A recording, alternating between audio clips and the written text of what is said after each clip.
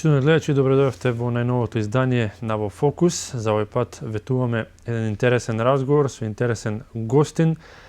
Теми има повеќе, со него можеме да разговараме буквално за се. Да го представам веднаш, што е господинот Филип Петровски, роден Кумановец, значи на своја територија сте овој ден. Благодарам што прифативте да бидете дел од нашата емисија. Со задоволство, секогаш за Куманово, да се вратам, да бидам тука, барем за кратко, за мене е предизвик. Да, телевизијата е регионална, се гледа и на целиот Североисток. Официјално сте како гостин, како директор на Државниот архив на Република Македонија, меѓутоа како што кажав, интелектуалец со кој што можеме да поразговараме буквално на сите теми кои што во моментов не засегаат или не се интересни. Потаму и ќе почнеме она со што во моментов се занимавате, ќе го оставиме за на крај. Актуелна е оваа политичка ситуација која што можеме да кажеме и не мачи буквално повеќе од 2 години, нешто што можеби ќе го зберуваме за некој ден и ќе биде депласирано, меѓутоа сега да проанализираме како вие гледате моментната ситуација. Не успеавме да добиеме влада. Сега има консултации, председателот, што мислите што ќе се случува во наредниот период?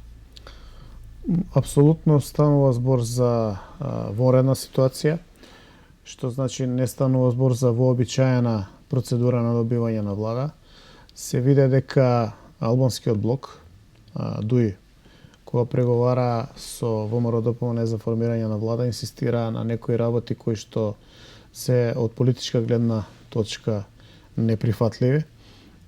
Зборуваме за некаква концепција за двојазичност. За жал Заев во изборната кампања им вети кантонизација и неговите трабанти ветува федерализација, што се вака мощни, сериозни, драматични промени кои што немаат подкрепа во реалниот живот. Што мислам со тоа? Мислам дека ние немаме таков тип на држава со толку силно малцинство, кое што има толку многу проценти жители, за да може на тој начин да се промени државата. И дури ако загребеме малку подлабоко во деталите, односно да се подсетиме на бројките, ќе видиме дека и во албанскиот дел од жители се случуваат драматични промени. Па така во 2011 година албанците имаат 30 пратеници во македонскиот парламент, а денеска имаат 20. Значи тоа е 50% намалување на бројките. Ако ги земеме оние кандидати што беа албанци во редовите на СДСМ, тогаш се 22-3.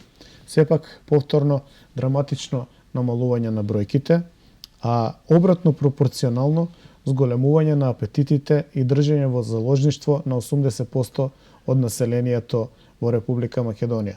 За жал, контекстот се формираше во последните 2 години.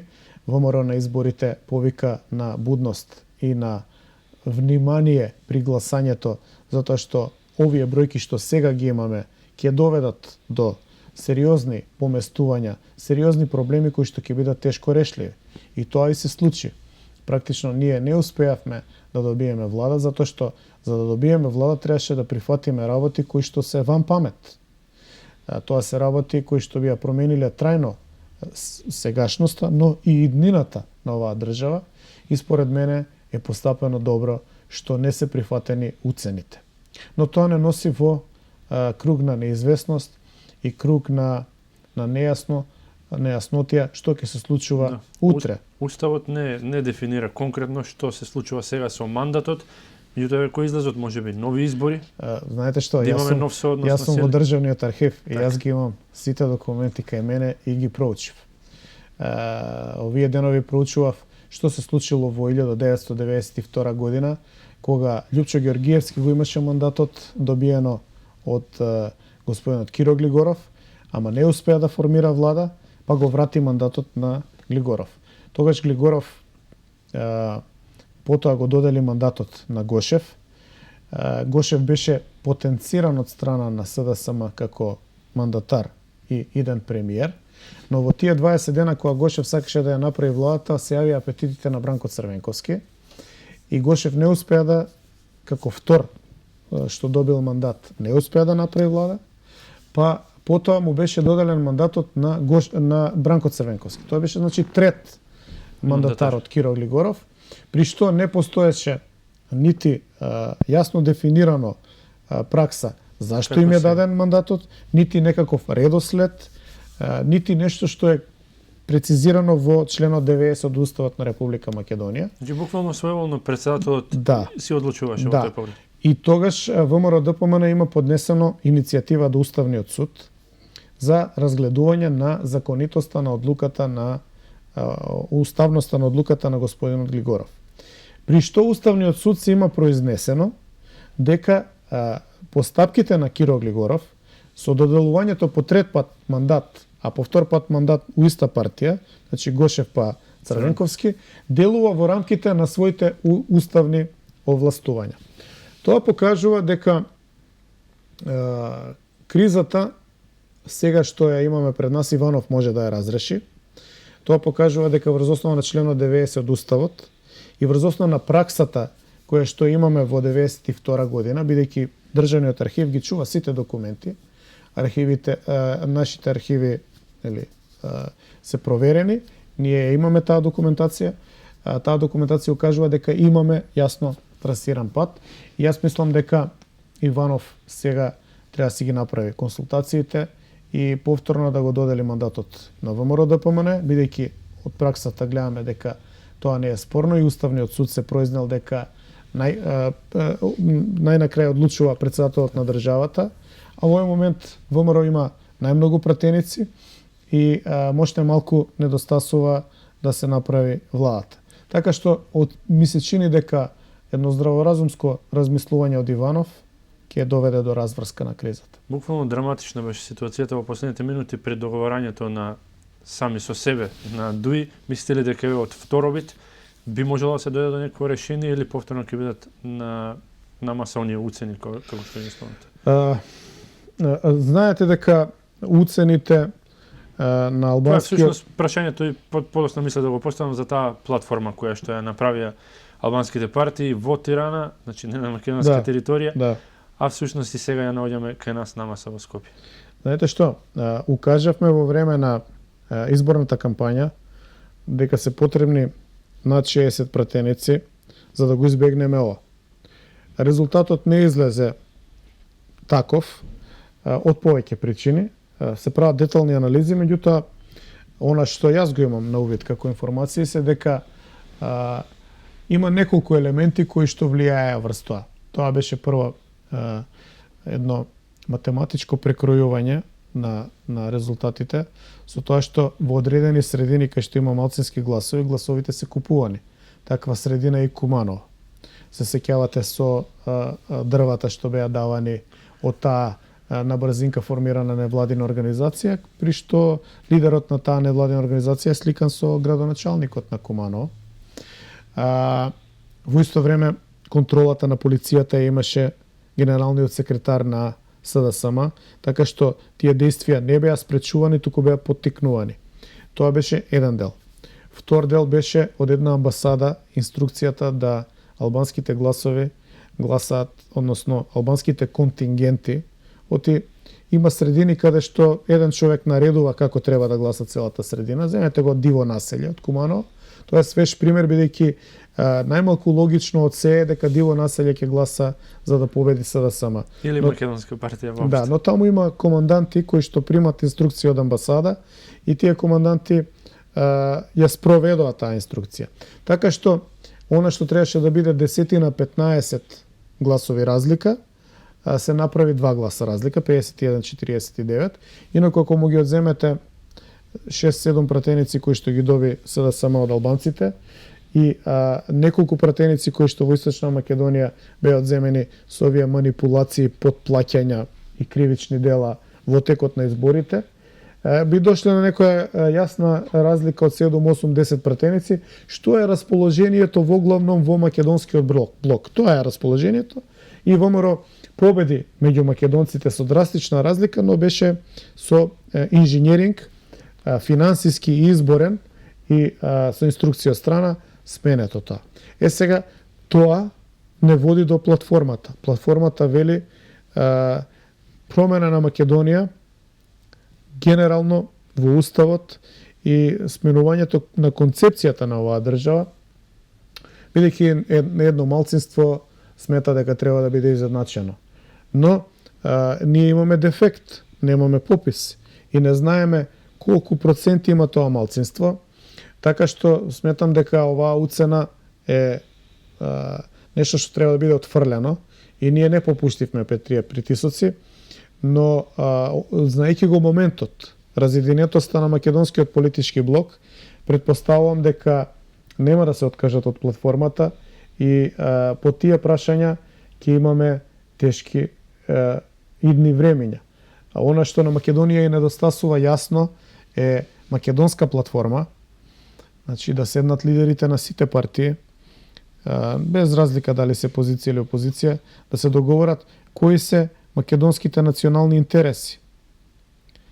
Што е тоа од што не може да се отстапи, ако сакаме да имаме држава каква што ни е формирана 44-та година на АСНОМ, на заседанието на АСНОМ и практично тогаш беа исполнети вековните желби и стремежи на македонскиот народ за сопствена држава. Тоа еднаш беше подпроменето во 2001, а сега се бара финализација. Тоа ќе значи напуштање на таа АСНОМска Македонија и формирање на некаква амалгам држава која што можеби и не би се викала Македонија. Тоа треба биде неприфатливо не само за ВМРО ДПМН, тоа треба биде неприфатливо и за СДСМ. Тоа треба да биде неприфатливо за секој. Бидејќи албанците имаат две држави, и Албанија и Косово. Сега сакаат да имаат половина и од трета држава. Јасно се гледа дека на дело е Призренската лига, документите зацртани за голема Албанија и тоа, мислам, не треба многу филозофирање и објаснување од моја страна да се свати дека позадината не се човекови права, туку станува збор за еден многу помонструозен проект. Добро, мора да ги разбереме тие идеали кои што е тие што сакаат, ќе одат до креност за да ги остварат. Ние секако тоа е нивен начин на функционирање, меѓутоа каде се сега сите оние така да кажам душегрижници, па не само тука што се кај нас представници на Европската унија или на други амбасади, да го увидат тоа директно мешање на соседна држава, најмалку што може да видат во работите на една друга држава, зашто да се создава една таква платформа во друга држава, сите ги знаеме односот на работите како стојат во моментов. Каде се сите тие да го увидат тоа што е јасно воочливо. Знаете што, прво што мислам дека треба да се прашаме каде се македонците. Ние треба да изградиме, како што реков, еден јасен став и јасна македонска платформа. Таа треба да биде граѓанска платформа на сите македонци, не на политичките партии. Таму треба да застане секој новинар, секој интелектуалец, актер, поединец, обичен работник, земјоделец. Ова е наша држава. Ние не можеме да се откажеме од оваа држава. Човекот што бил британски дипломат во Скопје, пред известно време објави една визија дека треба се формираат на Балкан голема Албанија, голема Србија и голема Хрватска, а на штета на Црна Гора, Босна и Македонија. И беше објавено во Foreign Policy, Foreign Affairs, угледно списание под влијание на демократите во Америка, што покажува дека планови за такво прекројување на границите има во посериозна фаза. Такви планови се прават доколку се види дека може да се прават. Значи, ако се види дека македонците немаат единство и со 100 пратеници во парламентот не може да формираат влада, не може да изградат македонска национална платформа, не може да се разберат меѓу себе кои се црвените линии од кои што нема отстапување, они нас ќе не газат. Ќе не гази и албанската платформа, и Еди Рама, и некој неименуван британски дипломат, и секој што ќе стигне ќе не гази. И нема да се виновни они. Виновни сме ние.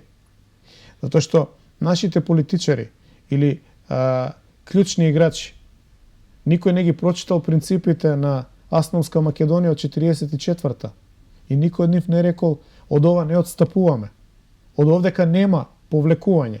И тоа не зашто така му текнало тој ден, туку затоа што АСНОМ на 2 август 44-та, Илинден, беше финализирање на децениски, ако не и вековни, стремежи да се формира државата.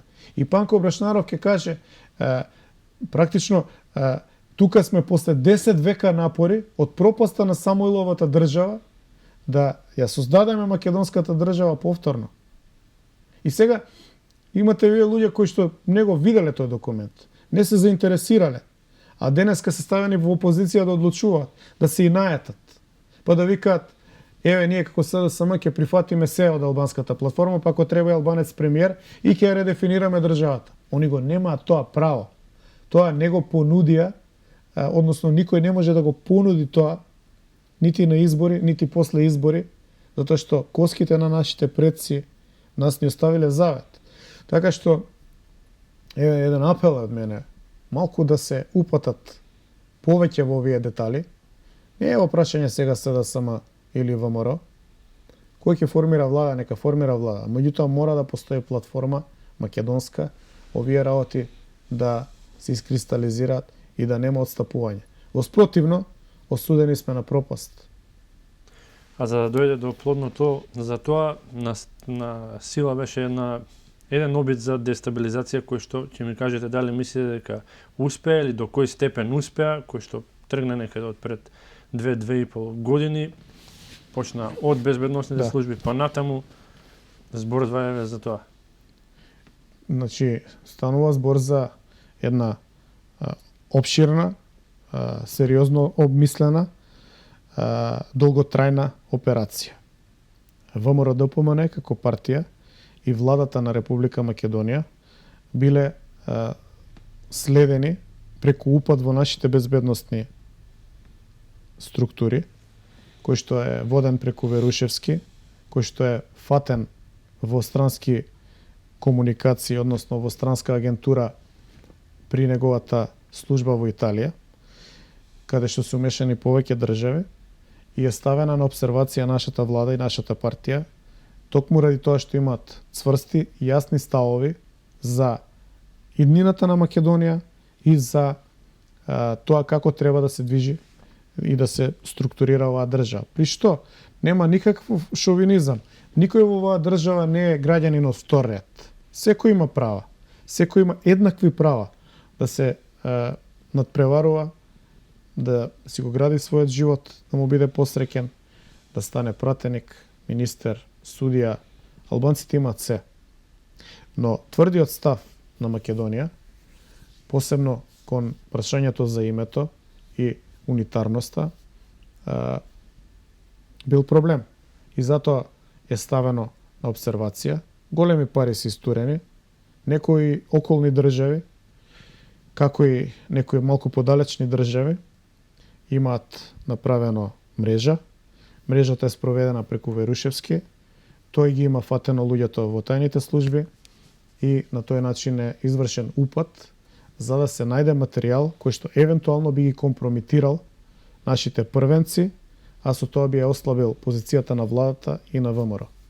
На сега веќе се заборава тоа иницијално прашање кој прислушало, сега беше битно само да се, како што кажавте, компрометираат видни личности, од тука натаму почна да се одмотува клопчето како по некое сценарио, како и во другите држави, кризи, креирање на кризи. Го видовме тоа и во Украина, го видовме, имаше обиди и во други држави, дел од нив и успеа деломно, можеби тие кризи.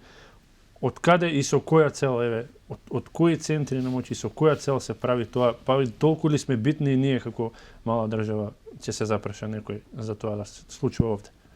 Знаете што, кај нас, да не речемо последните 100 години, но процесот на едукација на нашите нови генерации низ идеолошка индоктринација одеше кон тоа да се создадат субјекти лојални на државата, на комунистичката структура и македончиња во деминутив. Значи малечки луѓе, небитни луѓе, небитна држава, небитна историја, небитен Ченто, небитен Гоце Делчев, небитен Тодор Александров, небитен овој херој, небитна битката на ножот. Ова треба да се заборави, она треба да се заборави. И на крај кој си ти си едно мало човече, мал дел од Европа небитен. Ама дојде мигрантската криза минатата година, па Европа ја бранеше Македонија со дигање на зид во Гевгелија. Овдека поминуваат историски патишта, климата е благопријатна. Сам Бизмарк во 19 век дефинира која контролира Вардарска долина, го контролира Балканскиот полуостров, така што постои едно поеднакво гледиште на кое што јас сум свесен и апелирам да биде дел од размислување на вашите гледачи. Ние не сме ниту небитни, ниту мали. Ние сме еднакви со сите други. И ние имаме право да сметаме за себе дека нешто значиме. Така што градењето на ова национално чувство, низ идеологијата на десницата, низ наследството на ВМРО, историското ВМРО, кај луѓето буди едно поинакво чувство дека имаат своја држава за која што се бореле, имаат своја историја, дека таа историја е богата, дека има големи херои кои што се избришани, кои што немале ни споменици, дека има еден голем континуитет низ векови.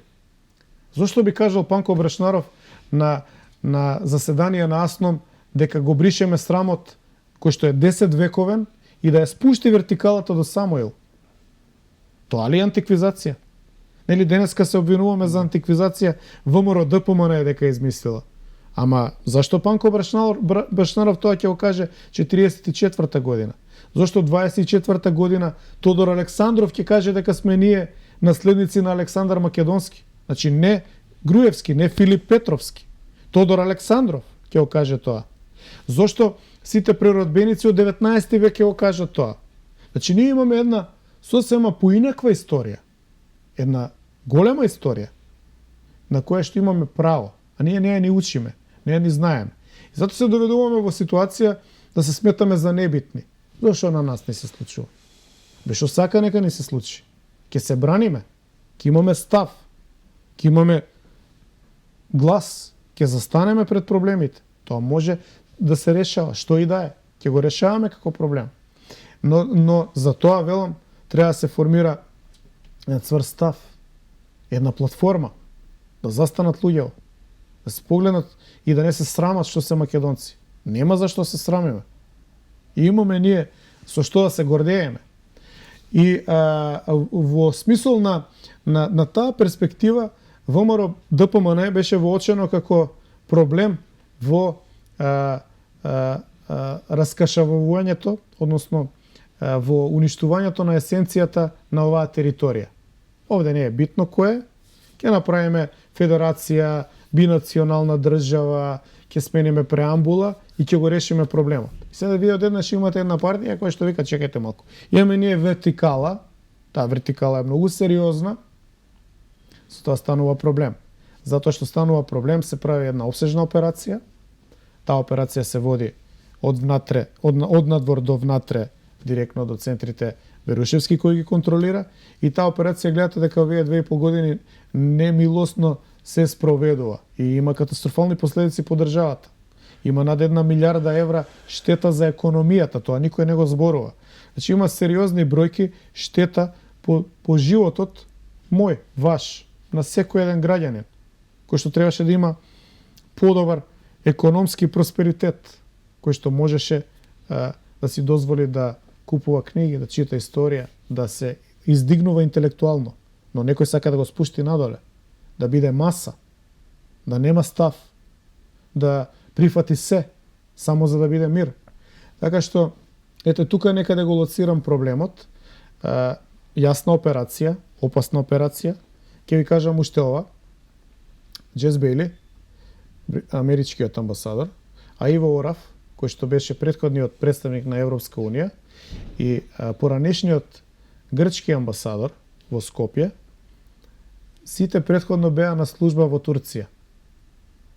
Од Турција се донесени во Македонија, а грчкиот амбасадор после успешно завршената работа е пратен во Вашингтон, а Вашингтон се смета како врв во дипломатската круна. Зошто е пратен во Вашингтон? Што тоа направил во Скопје во последниве неколку години? И овие тројца случајно ли се донесени од Турција во Македонија?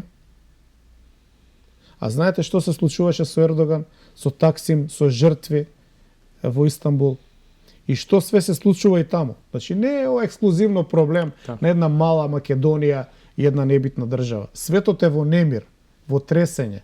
Тоа го предизвикуваше во главном администрацијата на Обама, широко помогната од Џорџ Сорос, кој што практично е кавар-ап, значи еден чадор за покривање на операциите, бидејќи станува збор за приватно лице, но со големи корења во Турција, во Македонија и глобално. Да, го гледаме и слушаме дел и од истокот, еве сега се приклучува кон таа, нешто што тргна кај нас, стоп операција Сорос. Дали има некој всушност да е дежурен бранител на слободата, како што сака да се представат дел од организациите финансирани од Сорос и на тоа прикритие да организираат бројни протести кои што беа сеа не слободни, значи беа слободни да изразат се, а се жалеа на неслободни. Еве на вашето прашање ќе одговорам со прашање. Каде се овие сите организации што ги уништуваа македонските споменици на светите ликови на оваа држава, каде се тие луѓе да излезат на протести за албанската платформа? Таа платформа сака да ја смени во суштина државата Македонија, да предизвика тектонски пореметувања. Нема ниту глас. Дел од нив станаа пратеници на СДСМ. Че станува збор за една идеолошка битка од джиновски размери, од невидени размери на светско ниво, која што долго време беше толку силно замаскирана, што беше тешко да се открие што се случува во позадина, кога станува збор за повлекувањето на финансиите и регрутирањето на луѓето. Но со доаѓањето на Трамп излезе на површина еден податок дека тој потрошил 50 на милиони долари во кампања повеќе, поради тоа што морал да се спротивстави поагресивно на агресивната кампања на Сорос. Инаугурацијата на Трамп предизвика масовни протести во Соединетите Американски држави, но и низ целиот свет, повторно од организации кои што се структурирани, оформени и финансирани од Сорос. Ви имате на интернет отворен повик да се зачлениш во тие организации и да бидеш платен протестирач. Значи, да бидеш професионалец за протестирање. Ова брзање да се створи отпор кон Трамп малку ги демаскираше и сега се гледа дека станува збор за една светска структура која што сака да го уништи идентитетот на државите, па и на Македонија, сака да создаде глобална влада, каде што консумеризмот е првото и основното начело, луѓето стануваат бројка, луѓето се небитни како припадници на нација, туку по тоа колку ќе потрошат за брендови и буквално стануваат маса која што е небитна, бидејќи во една држава вие се идентифицирате со државата, која немате со тоа да се идентифицирате, не знам, со бренд, со Макдоналдс, со Starbucks. И вие станувате дел од една поинаква структура. Вас не ви се битни семејните вредности. Вас ви е битно сега ЛГБТ вредност. Вас ви е битно да чувате кучиња, мачиња, а не деца. Значи, станува збор за една сериозна идеолошка пресметка од невидени размери, која што мислам светот досега ја нема видено. Може би у времето на Хитлер, затоа што допрва ќе се прават споредби со тоа време, но Сорос невидено многу со своите пари ги измести вредностите на светско ниво. И доаѓањето на Трамп предизвикува застој во остварувањето на таа идеологија, која што најверојатно ќе завршеше со катастрофални последици по сите вредности традиционални и светскиот поредок воспоставен на ниво на вертикала на држави до сега. Така што сега сме на праг на нешто ново.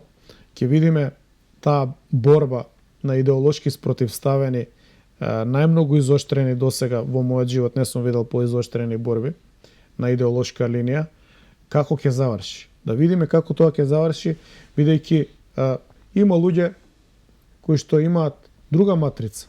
Си го сакаат семејството, традицијата, државата, сакаат да се гледаат неколку генерации на исто место на семејна слава, а наспроти имате луѓе кои што се грижат за правата на кучињата, на мачињата, на хомосексуалците, на лесбејките, на наркоманите, на се што они се обидуваат да го направат мејнстрим.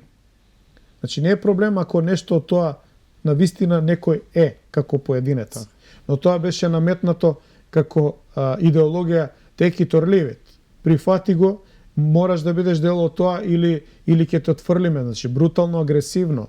Се боеше белата куќа во боите на знамето на ЛГБТ. Тоа е исто така преседан. Но тие работи како преседани поминува, светот почна да се менува. Се водеше дебата во САД дека не требало да има женско и машко WC, тоалет. Се било исто. Се релативизира разликите помеѓу родовите, се измислија уште 10 други родови, трансжендери, пола машко, пола женско, не знам што све не. Тоа не е нешто што случајно му се деси на светот. Има еден именител. Именителот е Сорос. Се надевам дека Трамп ќе му застане на пат. Во Македонија сигурен сум дека традиционалните вредности ќе победат. Оти знаете што? Со еден таков чадор, со еден таков заштитник, кој што истура стотици милиони евра само во Македонија, вие добивате една ЛГБТ инфраструктура во Македонија, која што е агресивна. Мене ми се закануваат представниците на тоа ЛГБТ, да не ги речам педери, нон-стоп. Така ги викаат други, сега ја не ги викам така. Тоа е нели народското. Ви имате една агресивна структура, која што ви врши пресинг. Че мене не ми е гајле они што прават. Меѓутоа нив им е гајле зошто ние не ги прифаќаме како треба да се активни да испорачуваат резултати. Не, нив знаете што прават они? Они сакаат да не принудат нас да се подредиме под нив и нивниот начин на живот да биде дел и од нашиот начин. Тоа нема да се случи. Не може да се случи. Ние имаме право да размислуваме поинаку. Значи, во суштина произлезе дека десницата се задржа до традиционалните и демократски начини на размислувањето и мене не ми пречи ако е некој различен. А левицата отиде во крајност и почна да се фашизира. Значи, вие имате фашистичко размислување. Или ќе мислиме како нив, или ќе не нема. Имам стотици закани на ниво на ден. Што од албанците, поради платформата, што од ЛГБТ, што е за мене, не ми е јасно таа агресивност. Но, ми се чини дека е баш поради тоа што дојде Трамп и сега се создава прв пат дебаланс. Ти беа таков залет, што, да речем, имам пријатели американци кои што ми велат, ние сме под неверојатна агресија на ЛГБТ прашања кои што не интересираат. Но агресивно ни се наметнуваат на ниво на секојдневна дискусија. Не можеме да ги одбегнеме. Само за тоа се дебатира. Така што велам, ова е повеќе филозофско-политичка расправа, не дневно-политички настан, но таа филозофско-политичка расправа имаше свое финале во Македонија. Да. Вие имавте активно учество на тие пари, на Сорос, на тие организации во дестабилизација на државата и истите тие сакаат да донесат и до фактичко менување комплетно на структурата на државата, што мислам дека граѓаните, вашите гледачи, треба да го размислат, треба да го имаат во собствените дебати како еден антипод, значи една позиција во општеството, и од друга страна нашата позиција како традиционално семејство, историја која што има многу силна вертикала, славење на нашата вера, славење на нашата историја. И мислам дека и тоа не одржало и гледам дека поради тоа можеме да се одржиме и во иднина. Меѓутоа, луѓе на кои што овие работи не им се битни, како што видите дневно не се занимаваат со тоа, стигнаа до ниво да бидат поделени, едно ниво на омраза кое што е досега незабележано во Македонија. Ќе најдеме ли излез и од тоа? Меѓу македонското ткиво. Па ќе речам, по мене решение е македонска платформа. Таа мора да произлезе од микросредината, од семејството, секој да види што е најбитно за иднината на неговото семејство, што е вредност која што треба да ја почитува, дали една семејна слава Свети Никола или дебата за тоа машкото и женското ВЦ, дали треба да им се симне ознаката. Секој ќе си го најде одговорот дома, кој ќе погледне во најблиските, во децата, во нивната иднина, каде сакаат и како сакаат тие деца да живеат. И од тоа да излезе дебата во пошироката околина, со другите семејства, на работа, во местна заедница, во влезот кај што живеам, со комшијата, значи да дебатирам како да ги зачувам македонските вредности, нашите вредности. Што на вистина ние сме. Секој ќе го најде одговорот тука и треба да ја спушти тензијата. Мене не ми пречи ако некој заклучи дека сака да биде дел од ЛГБТ структурата и да емигрира во САД и да стане професионален протестирач, да земе пари од Сорос да протестира против Трамп. Ако е тоа негово лично решение, нека оди. Секој има право да одлучи. Но убеден сум дека сплотени, суштината на македонското семејство, битисување, е кога се сплотени луѓе, ќе издржиме се. И тука го гледам одговорот. Да ги спуштиме тензиите кон тие кои што не мислат исто како нас и да се сплотиме меѓу себе и ќе издржиме се. Да се само да искажете во поглед на Трамп, освен ова што досега го кажавте, што мислите дека ќе донесе неговиот избор повеќе за Балканот и за Македонија, затоа што е навистина битен настан во оваа година? Прво ќе расчистува идеолошки таму, гледам дека човекот има многу јасна перцепција и однос кон Соросовите идеолошки и левичарски постулати. Како што гледате, има големо семејство, неколку жени, повеќе деца, внуци. Сите ги покажуваше при инаугурацијата на неговите митинзи, ги покажуваше сите на едно место. Тоа сакаше да го покаже. Сплотеноста на повеќе генерации кон вистинските американски вредности. Токму тоа ќе зрачи од таа негова бела куќа и надвор од Америка, и тоа е доволно да ги почнеме ние дебатите на оваа тема, како што денеска дискутирам кои се нашите традиционални вредности и кои вредности нас ќе не одржат во иднина. И мислам дека тоа е доволно, менувањето на нашата свест, упатувањето кон сами себе, наоѓањето на сила да се издржи секој предизвик, нас ќе не направи посилни. Јас ви кажувам дека документите што ги гледам, книгите по историја, весниците, се што професионално собирам и објавувам преку Државниот архив, ми покажува дека македонците издржувале многу посериозни предизвици и никогаш не попуштале.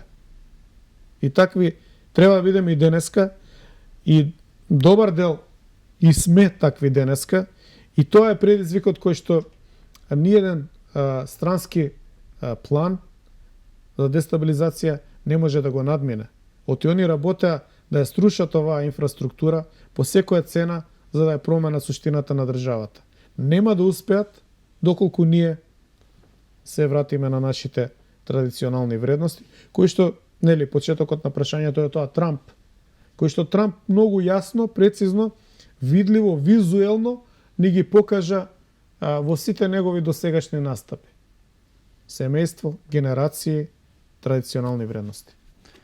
Токму во овој период се навршуваат 2 децении од едни други протести од едно друго време, во кои што и вие учествувавте. Како сега од оваа дистанца гледате на тоа, како го споредувате тоа со онаа револуција која што ни е најсвежа и всушност дали еве таа замена на зборови и тези вреди и како ви изгледа на вас револуционери да нарекуваме некој денес која, а тоа има некој со својот живот го заслужил во историјата? Знаете што, 20 години од протестите 97 и тоа баш овој месец. Да. Тоа е едно време во кое што ние како студенти, многу помлади, 20 години помлади од сега, јасно укажавме што ќе се случува со Македонија. И тогаш се збореше за Призренската лига. Тогаш преку правата во образованието се туркаше на мала врата и се најавуваше војната од 2001. И тогаш зборувавме за тоа дека Македонија треба да биде и да остане унитарна држава со јасна перцепција на вредностите и разбирањето на сите кои што се различни, со права за сите, но со постулатите на Асномска Македонија. Ние укажавме многу јасно што ќе се случува. Од Соросовите денешни овие лутки кои што ги контролира во медиумите, како што се онлайн, телевизии, плаќаат стотици новинари во Македонија. Ние бевме нарекувани фашисти. Времето покажа дека фашистите нас не нарекувале фашисти. И антимакедонците. Со јасна агенда. И тогаш, и денеска, истите луѓе работат против Македонија. И Македонија многу побрзо ќе ја завршише својата приказна, да немаше такви генерации кои што се подпираа на асномските и линденските идеали, кои што се јасно дефинирани како потреба на македонскиот народ за сопствена држава.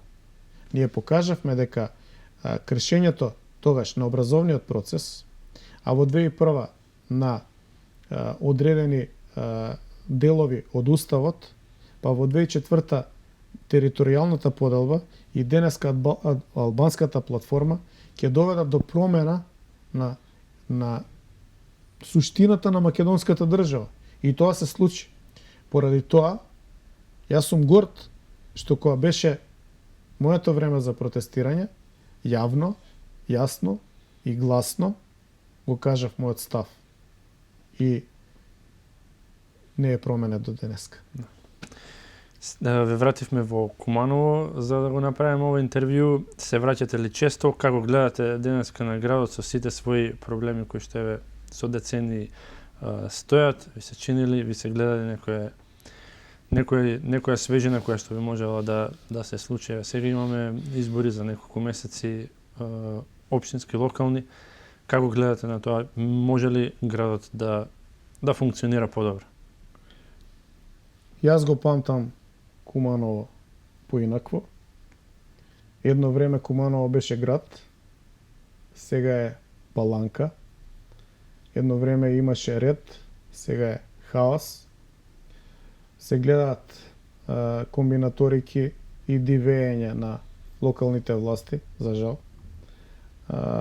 Куманово требаше да биде после Скопје најубав, најголем и највлијателен град во Македонија. Требаше да биде посакувано место за живење. Ништо од тоа денеска не гледам.